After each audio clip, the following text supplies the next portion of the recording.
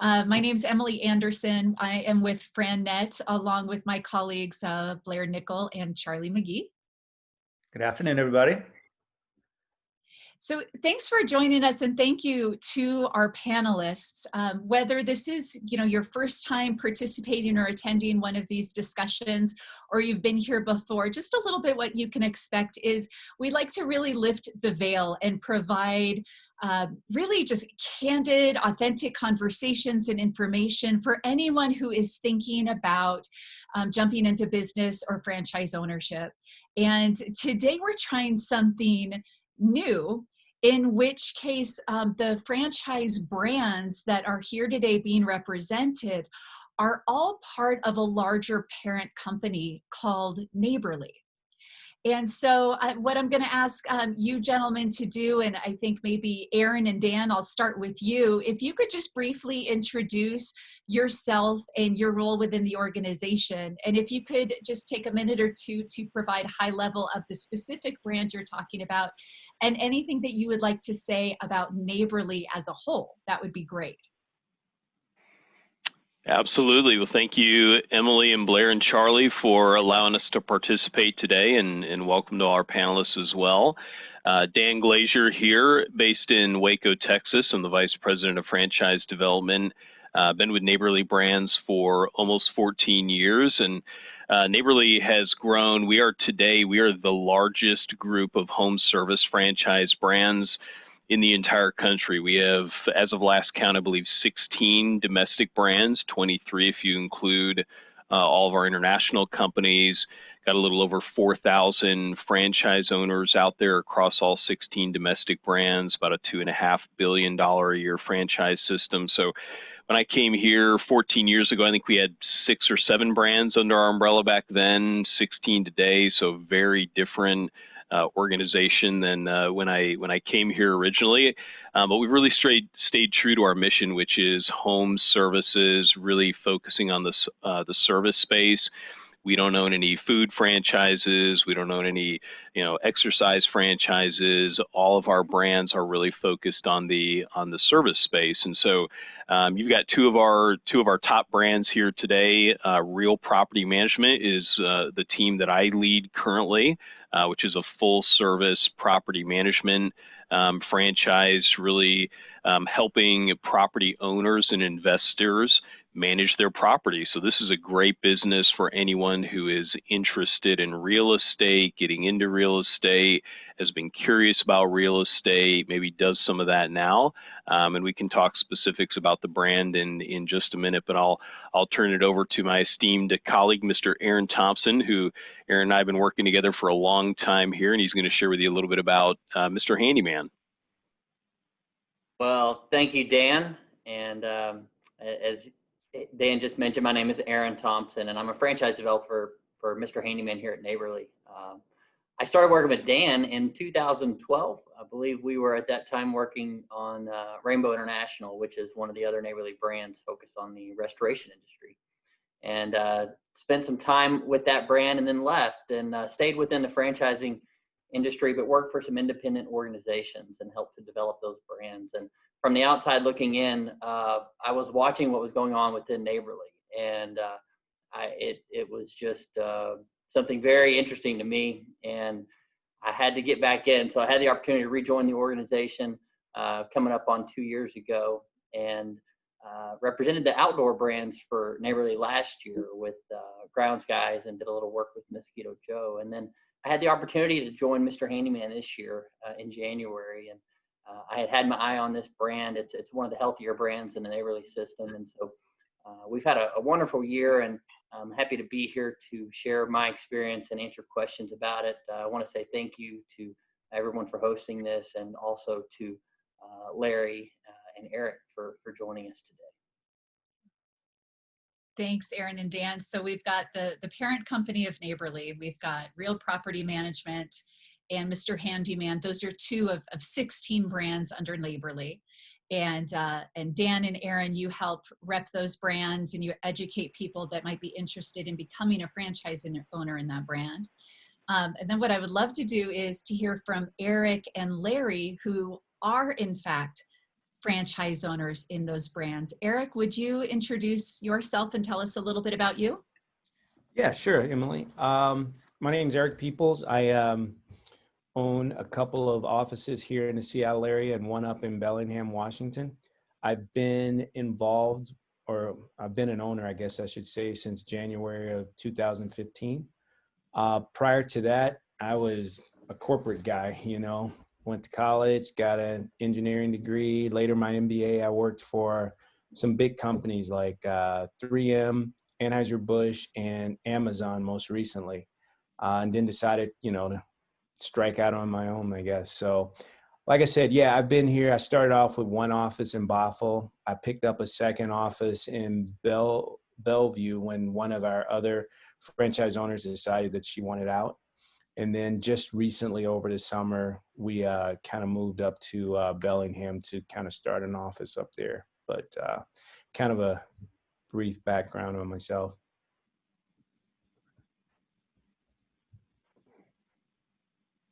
You're on mute, Emily. Thank you. Yeah, thank you, Eric. Appreciate that. No problem. And Eric, you started with one territory and then you acquired the additional territory? Yeah, that's kind of a unique situation. Our territories overlap.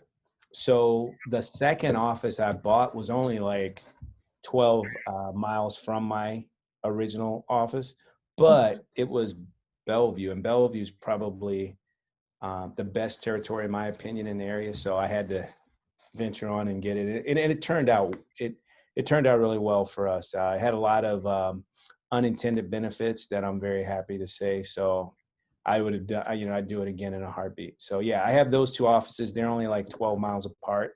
And then the Bellingham office is probably, 75, 80 miles north of here. So it's really it really is a different territory. Got it. Well, Congratulations. Charlie, go ahead. Eric, how soon after investing in your initial territory in Bothell did you add Bellevue?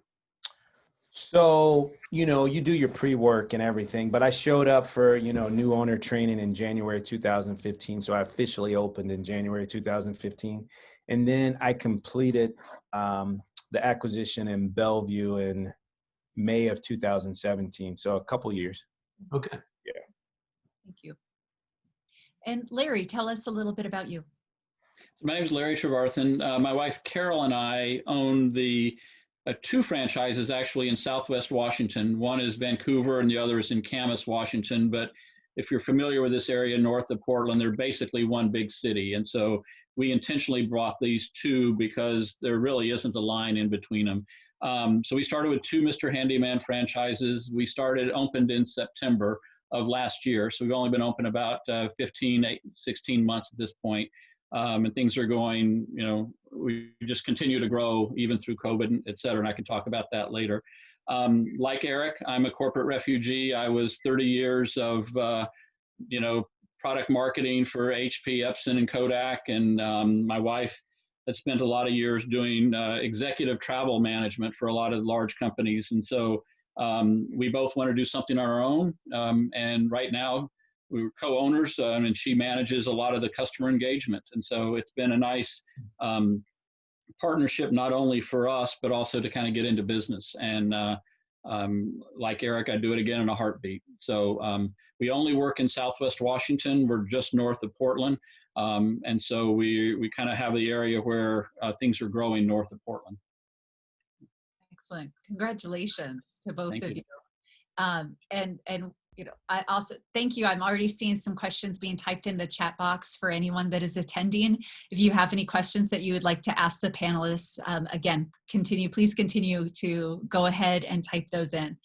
So Larry, I'm going to start with you if you don't mind, because the most common question or relevant question that's on people's minds is, how has your business been affected by COVID? Now, I thought I wanted to start with you because you opened just last September. So you had been open 6 months? 5-6 months when COVID hit. Yeah. And yeah, so it was interesting for us because with Mr. Handyman, there's a growth period as you gain awareness in the market, but also as you get the technicians up to speed and kind of what you do, et cetera. And so we were making some of all the natural mistakes that, new owners make, and kind of finding the right mix of the jobs that we do. I see the question that's being asked in the chat. And then COVID hit in March, and it was especially bad, as Eric can tell you, in the Washington area. One of the hot spots was Seattle, and it kind of continued here as well. And so everybody kind of freaked out. But what was interesting was everybody then stayed home. And because they were home, they noticed a bunch of issues with their houses that they wanted to fix. And so our business actually had a week or two of kind of resettling. And then we did fairly well and continued to grow through March and April and May, because people were home and wanted to kind of come in and get work done. And we didn't have to worry about scheduling you when you were taking a day off of work, et cetera.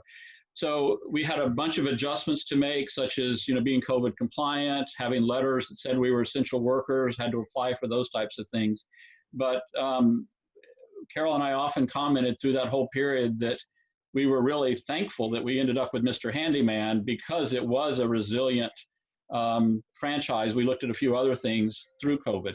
And we recently went into another shutdown here in November. We had another quiet week or so, and things have picked back up in December as people adjust to it. So I guess we're relatively COVID resilient, but it has affected our business, certainly, but in a kind of a neutral to almost positive way, I would say. Yeah. So Larry, would you like to respond to the question, what specific work do you provide versus what do you hire out? So it's interesting with Mr. Handyman, because one of the things that you learn quickly is the way they teach it, and it's correct, is what you really focus on is 2-hour to 2-day jobs. And that becomes really critical in a lot of ways. The thing that it took us a while to understand is, if you do a really large job, kitchen remodel, add a wing to a house, A, you put a lot of money and time at risk, and B, if you screw it up, there's a lot of profit at risk. More importantly, if you stay within 2 hours to 2 days, you touch a lot of customers, and the business model is really built on repeat customers. And so if you touch a lot of customers, you get more repeat customers, et cetera. So that's the structure of the business. Therefore, the kind of jobs that we do are, as one tech said it really well, anything from the foundation to the roof, right? We can kind of fix. Door replacements, windows, dry rot, garbage disposals, flooring, things like that. We're not licensed electricians. We're not licensed plumbers. So we sub out work that's licensed electrical, licensed plumbing, or, to my earlier point, just too large. And we've got relationships with other contractors where if this job is too large, we send them work. Or concrete work, or things that are outside of our specialty. Our guys are typically handyman and or carpenters.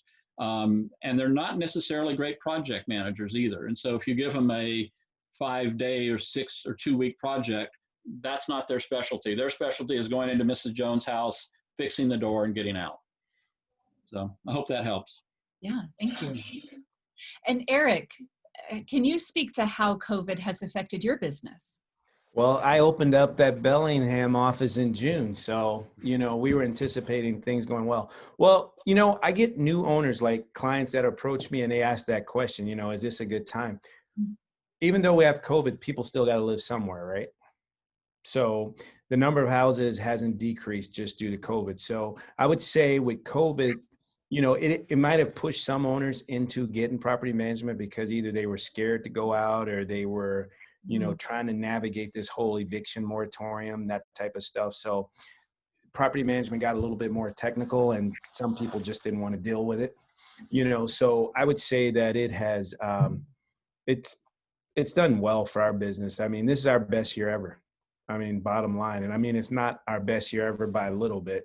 It's like our best year ever. I mean, we'll probably be 25-30% over last year, maybe somewhere around there, depending on how much I can hide before the end of the year and push out to next year, that kind of thing. So, I think our growth this year over 2019 is better than it was the year before. So we've done well. It has, obviously we do have a few tenants that had some issues, and, we try to help them as we can. But for the most part, from myself and for our employees, it hasn't affected us. I mean, the biggest thing was when this thing first started, were we going to work from home? Were we going to come to the office? Those type of issues. But, you know, at the end of the day, we kind of have to be out there. So I think I worked from home one day and said, nah, this doesn't work for me. But other than that, everything's been good. Excellent. There was another part of that question, Emily, from Yeah. Ann, which was, what does the franchise provide? And I think what Ann is asking is, from a franchisee's perspective, how has the franchisor supported you, in how have they supported you? Through COVID? The question doesn't say. So I would say probably, why don't we break it up from when you first got started and now? Well, from my perspective, you know, I owned some rental property when I started this, so I kind of had an idea. But to run a property management business, I didn't, you know, have that kind of background. So for me, what I needed was kind of that motivation. They said, you know, before you can come to new owner orientation, you got to do these 10 things. On my own, I probably would have done 7. So I think, you know, just making you check off all the boxes and get to where you need to be, right? To stay in compliance and just kind of motivates you, because, you know, when I look at what I've been able to do and kind of look back on it and look at, because I've had 2 business partners that have bailed along the way, and most people just don't finish, right? I think the biggest thing, you know, the franchise made me accountable for getting to my goal. Secondly, I didn't know how to do it. So they said, hey, here's a business in a box. Just do these 39 things and you'll be successful. And pretty much it was right on, you know. You know, they connected me with a whole network of other franchise owners that were a lot smarter than myself, right? So, you know, you just have a lot of access to other people. I mean, it's been really good. I mean, I could have done Bellingham without him, because technically I was far enough outside of my first office that I didn't need to buy another franchise. But even so, I did buy another franchise. You know, I came out of pocket, did it again when I had all the know-how, because, you know, technically I could have just taken everything I had and I knew from this and just kind of converted it over there. But I didn't choose to go that route. You know, so for me, you know, that's the biggest thing, you know, that speaks volumes, that I chose to do it again when I didn't have to. So, yeah. I love Eric's answer, because he hits some, there's my dog scratching in the background. I love Eric's answer because he's hitting on a lot of things that are really critical. I mean, it's, you know, we could have gone into business on our own, but the business in a box concept is really critical. The fact that they come with a whole set of partners, from financial to marketing, which we'll get to leasing vans, et cetera, so that right out of the box, you've got, you know, a good partner network set up. And I've had vendors call me and say, well, you know, can I give you credit card processing fees or something? I say, yeah, give me a rate. And we always win with the network of people that Neighborly has put together. And then the other thing, to Eric's point, is the network of other owners that they connect you with. One of the things that we started off with was spending 3 days with some seasoned Mr. Handyman guys that have been doing it for 10 years in Chicago. And we still call them a year later. I still call my partners up in Seattle. It's like, hey, I've never had this situation. What do I do? I never had this situation. What do I do? When it comes to legal issues or HR issues or just how to deal with tough customer issues, there's always somebody in the network to go call. And then to get to marketing, my background was marketing for 30 years in high tech. But I was doing worldwide marketing for big brands. Local marketing for my own business is entirely different, right? Eric, I think you probably understand. And so setting you up with partners, trying to figure out the right mix, trying to figure out, you know, try this tool, don't try that tool, et cetera, has been really critical. And so each year we go through a marketing planning process. And back to the network of partners, they've set us up with great folks for SEO. They've set us up for back-end marketing, and I can go down the list. So we've got partners that we can work with, processes that we can manage too, and then metrics that we can look at as well to see which tools are performing. And so that's kind of part of the whole franchise startup, I guess I'd say. Aaron and Dan, would you speak to the marketing support that you provide? I mean, Larry and Eric did a great job, but from your perspective, as you're taking on a new franchise owner, how do you set them up? Yeah, it's a great question, and I think hearing that feedback straight from the field is important. But yeah, man, I tell you, that is something that Neighborly has done very, very well. Marketing is key in these businesses because most of the industries that we operate in are extremely fragmented businesses. There's not a lot of big national competitors that we compete with in handyman or property management or plumbing or maid service or any of our businesses. Most of the people that we compete with in local markets are mom and pop, local companies, local handyman companies, local property management companies. In Eric and I's world, it's, local realtors who manage a few properties on the side, or a local mom and pop property management company, right? In Larry's world, it's local handyman companies, guys working out of the back of their truck, chucking a truck type guys. So we're not going to go in with any of our businesses. Larry's not going to go in and fix a drywall technically better than Joe's drywall down the street, right? We own a business here, Mr. Rooter Plumbing. We don't go in and snake your drain in Mr. Rooter better than Bob's Plumbing down the street. I mean, Bob's Plumbing or Mr. Rooter show up at your house, your toilet's still going to flush, right?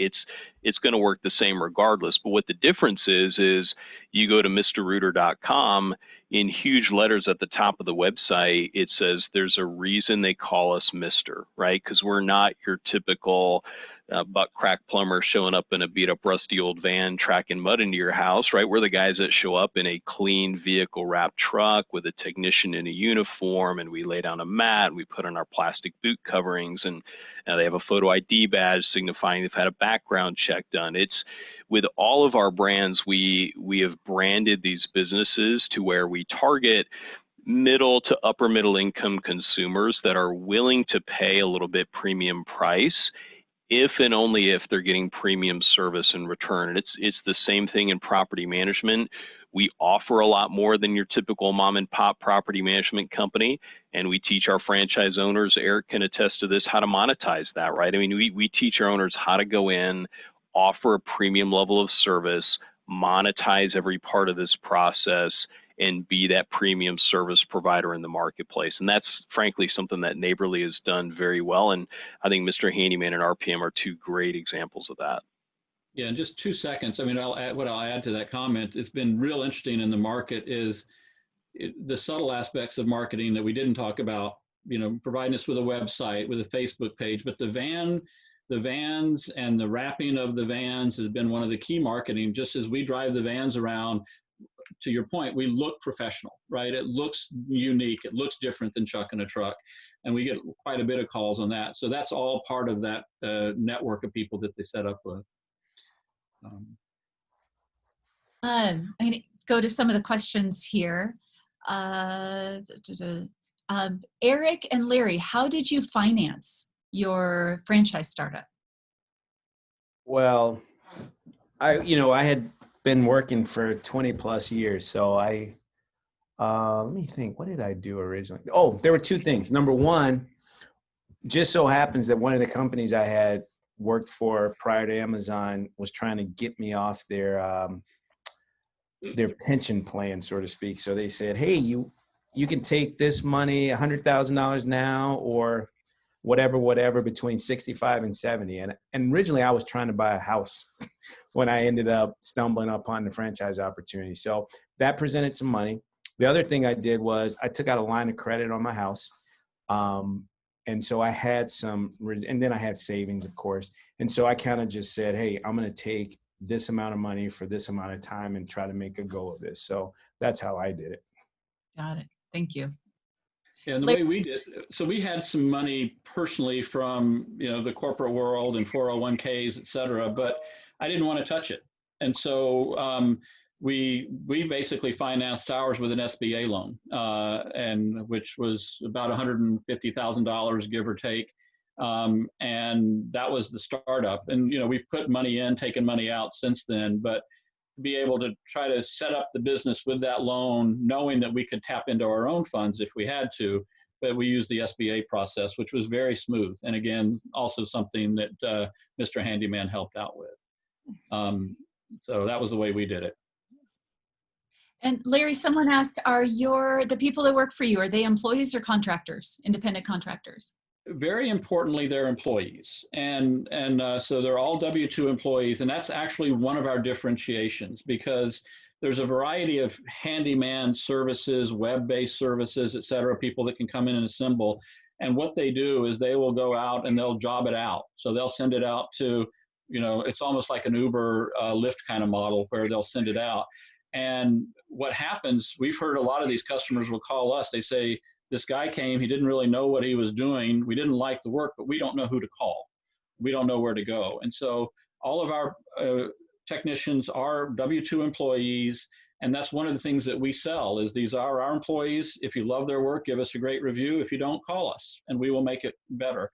The other nice thing about having that is we get very instant feedback on, is this tech good at A, B, or C? And so there's a real tight connection with the tech, with the customer and us. And so we've moved very quickly. If we find the wrong tech, we move very quickly to move on to another tech that's better. But because they're employees, we got a nice connection. So that's the answer. And I don't think I would do the model if they were independent contractors. Financially, it would have some benefits, but it would lose a lot of things on other costs. Got it. Thank you. And Eric, I have a question Aaron. I have a question for you, Aaron, regarding identifying a territory. So Larry's got Vancouver and Camas, which, like Larry, like you said, it's kind of one city. One town, yeah, if you will. And Eric's got 2 territories, but it sounds like they're spaced apart. How do Larry and Eric know what constitutes a good territory for their business? Yeah, great question, Emily. So each brand is a little bit different, but essentially what we look for with Mr. Handyman is a certain amount of targeted households, meaning that we're not necessarily concerned about total population.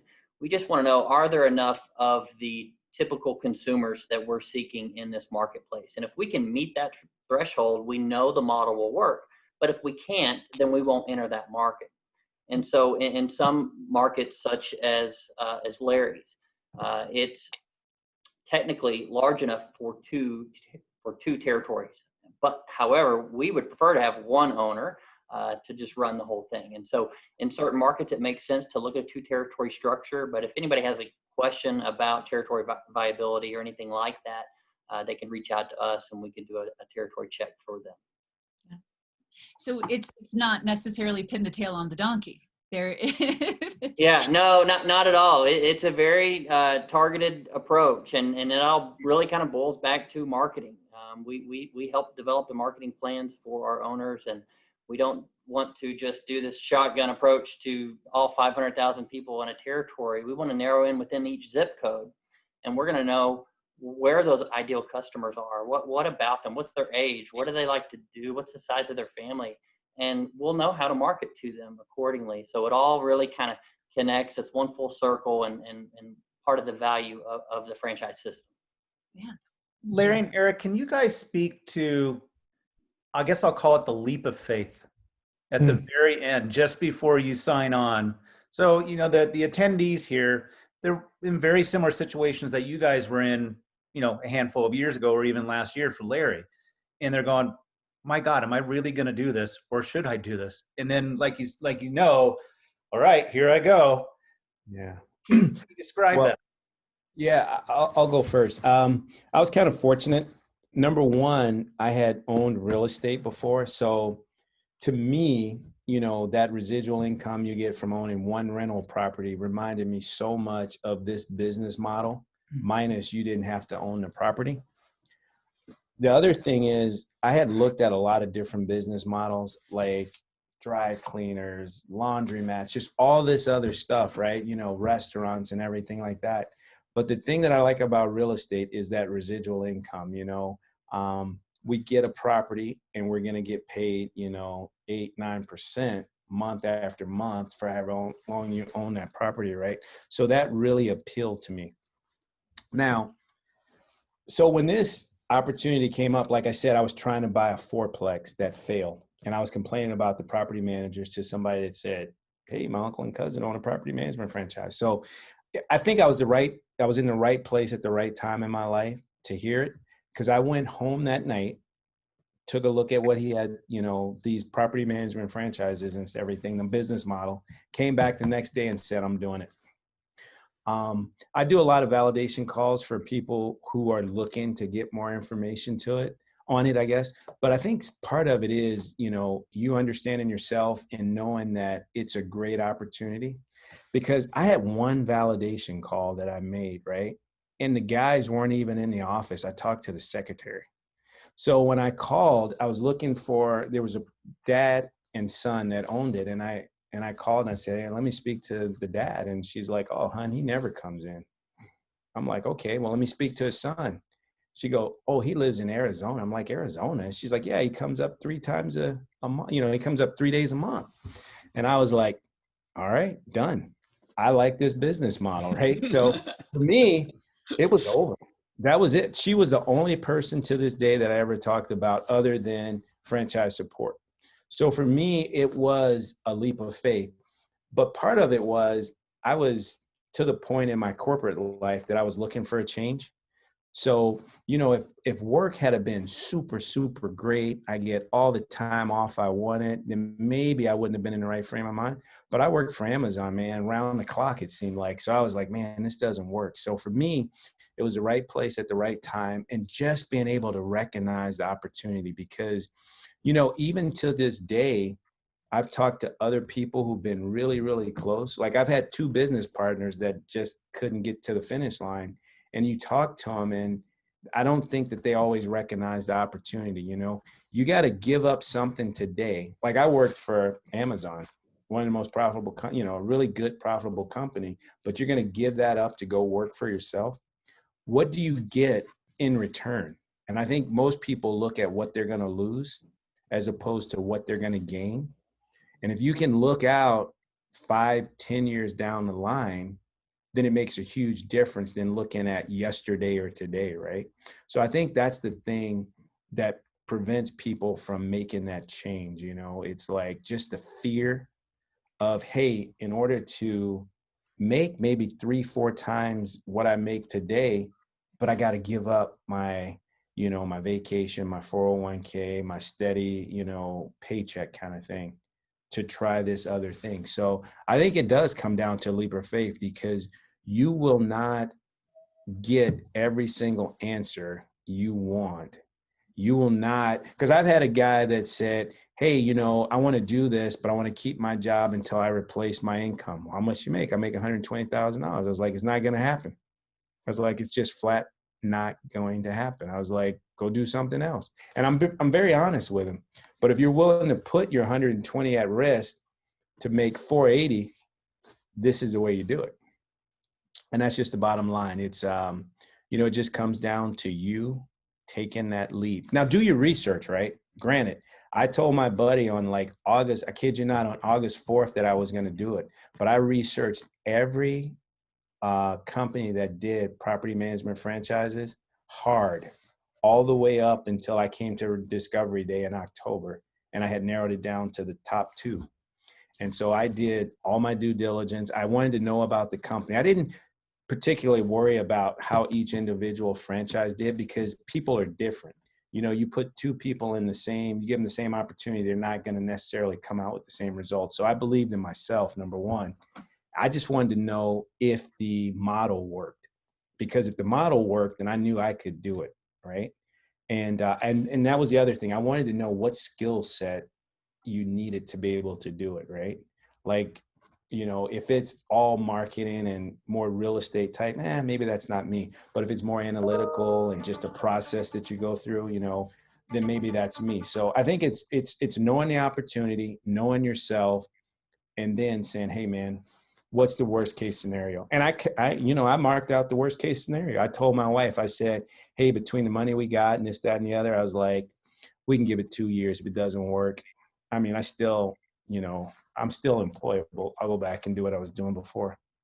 But I wanted to make a change. And, it worked out well. It not only changed my day-to-day life, but it changed my kids' lives too.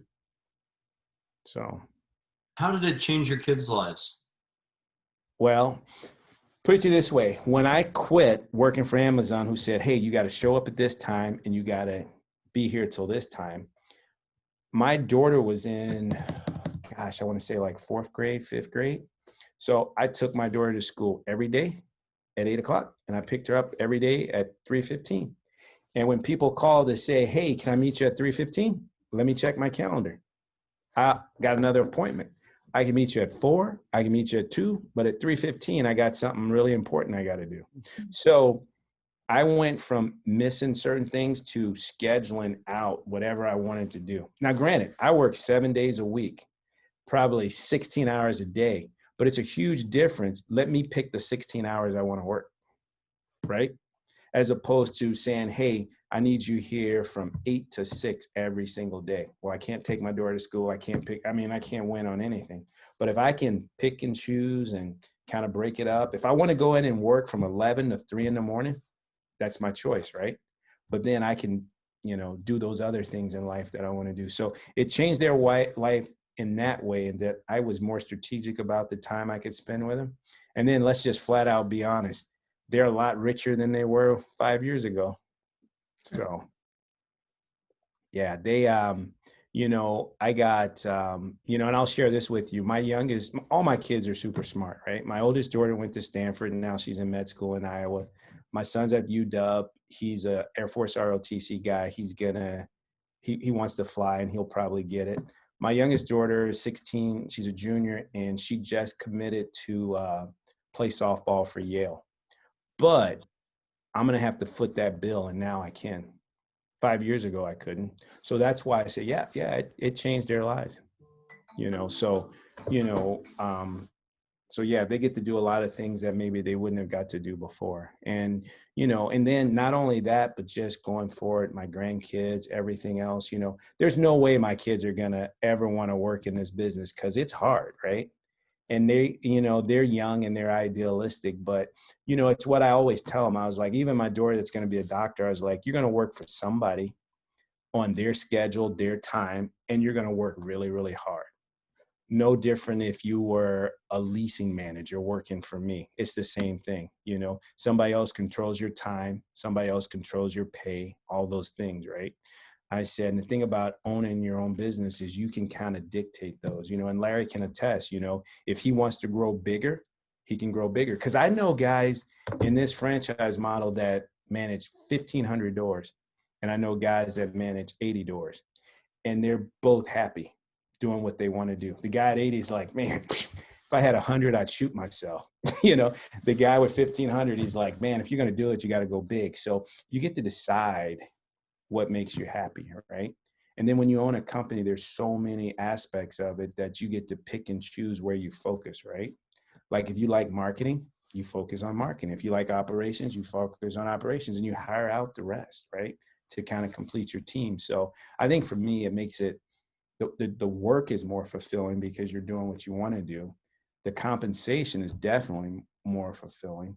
And then just the options, right? Because when I worked for Amazon, I was helping Jeff Bezos. Now I'm helping my kids. There you go. By the way, when your kids ask you the question, Dad, are we rich? The answer is, well, your mother and I are. Exactly. Sounds like it's a great fit for you, Eric. It was a great fit for me. And, I can't speak for everybody else, but, there's something out there for everybody. This may or may not be it. So let me kind of point that to Larry. Larry, now that you've been in it 15 months, so not as long as Eric, but in what ways do you feel like it was the right fit for you? Well, like Eric was, we were at a transition point in our life where, you get to the point where the corporate life isn't going to be better next year than it was last year. And in fact, my validation calls back into the corporate world this year have even proven that, right? This was a fantastic time to leap. But, one of the questions that popped up were, what's the biggest challenge as a business owner? And I think Eric hit on it beautifully, which is you're always on, but you're always on for you, right? And this weekend, for example, my wife and I took our trailer down to the Oregon coast and just, camped out for 4 days. Now, Friday, the phone started calling. So from 10 to 3, we were in our trailer booking jobs and getting things scheduled. And at 3:30, we said, okay, we're done. Let's go back to the beach, right? So you get to pick where you work. But what it's really, and the other quick thing I'll say is every time I walk into Home Depot, I think, and I'm not doing a PowerPoint presentation and how wonderful that is, right? But what it's really done to change our life, I think, is exactly what Eric has is kind of hit on, is we're working for us, we're building an asset for us that we can either keep long-term or sell at some point. It's in our control. And to Eric's point, Jeff Bezos has enough money that he'll probably be okay next week. It's nice for us to kind of build our own asset, right? The toughest part for us, I think, and my wife's favorite line is, well, that wasn't in the brochure, is all the stuff that we had to figure out that we needed to do. That is basic part of business ownership that you don't necessarily understand until you're owning your own business. You've got to deal with tax, you've got to deal with HR, you've got to deal with, customers, you've got to deal with technicians, you've got to deal with X, Y, and Z, right? And it's all in your bailiwick. And so there really is an opportunity to work 24 hours a day. And there's also an opportunity to work, 10 to 15 hours a day and be more effective. What we've figured out how to do between Carol and I is one of the great things I loved about my corporate world was every 6 months we would get an employee evaluation. Your strengths are this, and you need to work on these things. And for most of my life, the things I needed to work on were just not part of my personality. And so now that we're a husband and wife team, we get to, hey, we've got a really tough customer that's Carol says, well, I like dealing with those. You're too nice. I'll go deal with a tough customer. It's like, great. And so what we're doing now is basically, the marriage has gotten stronger because we partner on things to grow the business. And it's really allowed us to see it holistically. And I know I'm rambling here a little bit, but I think the key point is that because the business is holistic, you can really focus on everything that needs to be done and job out what you don't want to do, right? If it's accounting, if it's marketing or whatever, you can send that out to somebody and really develop it. But it's allowed me to grow personally because I didn't know a lot about HR. I didn't know a lot about tax. I knew a lot about marketing. I wasn't very good at operations. I'm getting much better at operations now. So those are things that, if I ever did go back to corporate life, which I don't ever expect to happen, I'd be so much better a manager than I was then, because I've run the 360 business at this point, right? You mean you don't want to go back to a corporate existence? Not only do I not want to go back, I can't even imagine going back, to be quite honest with you, right? Because it's not, once you make the leap of faith, as you asked earlier, and I talked to in my validation calls to one guy who said, I thought about it forever. And once I did it, I can't imagine why I thought about it for so long. But as my grandfather used to say, once you made a decision, you got to murder the alternatives, right? And so once we've murdered the alternatives of going back to corporate life, your whole focus is how do you make this successful? And once you focus on that, you make it successful. And now, to Eric's point, once we get it, the business in the 2 territories where we want it, the next question 2 or 3 years from now will be, okay, do we expand? Do we buy other franchises? How do we continue to grow, right? And those are the thoughts that you have rather than how do I go be a cog in a big machine, right? And then do you want to grow? That's exactly. You don't have to. You might be happy and say, you know what, we can manage this now with our eyes closed. Yeah. And it becomes a challenge. Like with me and opening up the office up in Bellingham that's 80 miles away, I said, hey, I want to do it differently this time. I don't want to be involved. So I hired somebody with the thought that I go up once a week, that I'm not going to be involved. So it's an experiment for me. And I told my wife, I was like, as long as it breaks even at some point, it's not there yet, then I'll be fine. And then everything after that is money that's being made for me that I don't have to go create. Now, that wouldn't have worked the first time. That's a second time kind of thing, But but now, you just set it up. But I guess I could take that back. One of the guys I went through new owner class with, he set his business up from the start not to need him. He put Mhm. all the pieces into place. And, you know, it was so funny. We went to the same college, University of Delaware, like maybe 15 years apart. So he was a young guy. He was 30 years old. And within a couple of years, I'm like, Ryan, what are you doing? He's like, oh, you know, he goes to all these conferences, right? He's always got that next idea because he's never in the office. He just goes from one to the other. He hits them all. If there's a conference, he's there, you know, But he's got working the on his business, he's but got the that's what he likes to do. and he's He's got just the proud of freedom his to make that choice. Yeah, exactly. and his company's doing great. He's growing. I mean, it's healthy. I kind of envy him, you know. Hmm. But that's his personality. I'm a little bit tighter. I have to keep a little bit more control on my stuff. But he was like, I don't want to have to go to work every day. What was interesting for me along that point was about a year into the business, I got fired from my own business by my wife, by the technicians, by some of the customers, et cetera. And I mean fired by, and this is another important thing that the franchise helps you with, is learn what your lane is and stay in your lane, both from a business standpoint and also personal. You know, I was going out in the field and getting too involved in the technicians. I was getting too involved with the customers, et cetera. And they said, you can't go be an owner, right? Go be an owner and do what an owner did, which I had to go figure out because I knew how to be an employee. I had to go learn how to be an owner. And once I went and became an owner and everybody else learned how to do their job, the business got better, my life got better, et cetera, right? And so those are some of the other transitions that you make. But I still tell people I got fired by the SBA, by the coach, by my wife, by the techs, and by my customers. It was the best day of my life. For my, you know, and so those are the things that you migrate through, is learning that role. And Eric, I just listening to you, I can see you've been migrated on to the next role, right? Yeah, I mean, you just keep going. And plus, what you'll find is you can always find people that are better at some aspect of your business than you are.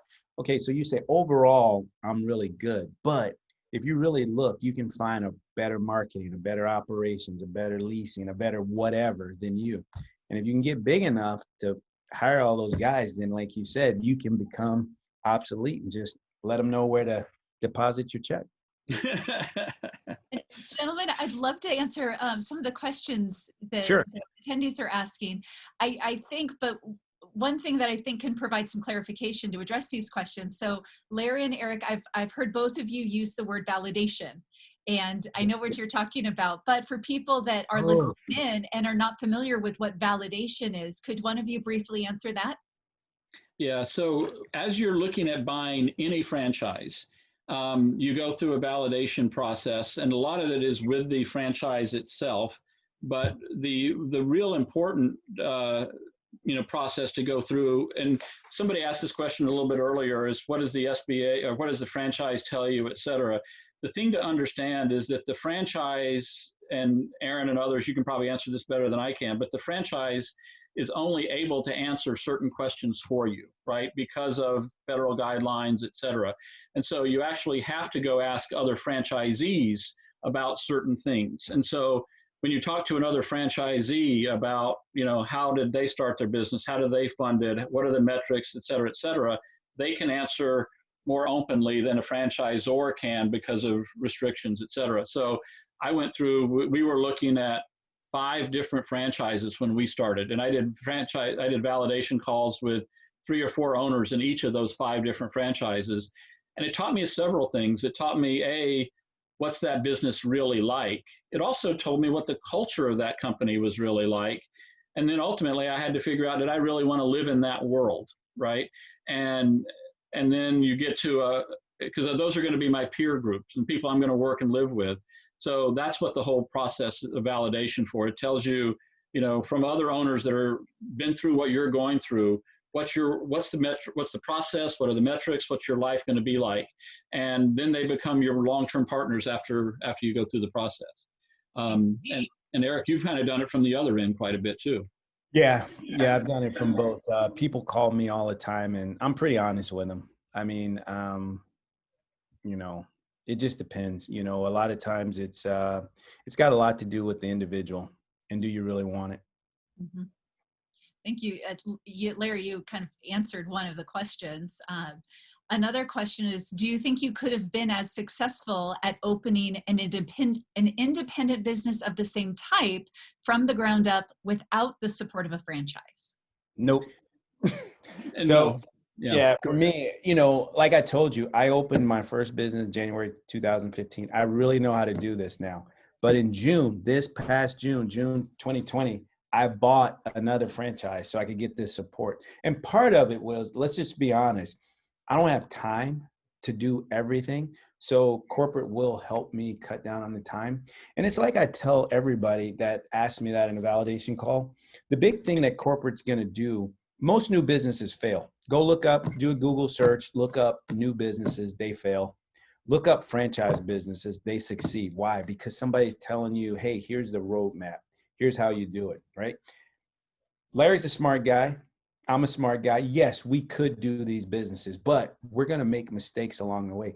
Even with the franchise, you still make mistakes, but you're going to make mistakes. And do you want to get 20 years down the road, or do you want to buy into a system that saves you 20 years, right? Save me the time and the effort, and let's go. And it's like I told a buddy of mine, do you want to keep 100% of $100,000 or 90% of $1 million? That's the way I look at it. That's what a franchise will do for you. It'll get you bigger, faster. Now, once you're 5-6 years down the road, and I hear this from other franchises, yeah, you've established yourself. You're there. You can do it on your own. But the biggest thing is, how are you going to do that first year? That's what the franchise does for it's that first year. Because a lot of people don't survive because they make catastrophic mistakes those first years, and you can't recover from it. If the franchise can just help you get over the hump and you're smart, hardworking, then you can do it. So, for me, the answer is absolutely not. And I think I've proven that because, like I said, I bought another franchise when I had, no reason to. So. Yeah, and the same answer real clearly. I always wanted to start, Carol and I always wanted to start our own business. And I mean, Eric's point earlier, this is a business in a box, but we made some catastrophic mistakes in our first 4 months, really simple decisions that went really wrong. And we knew it right away. We would have known that had we started our own business. It was the 15 other mistakes that we were starting to make that we didn't realize that we were making, that the franchise said, don't do this because of this, et cetera. And that really kept us out of other hot water that we would have fallen into.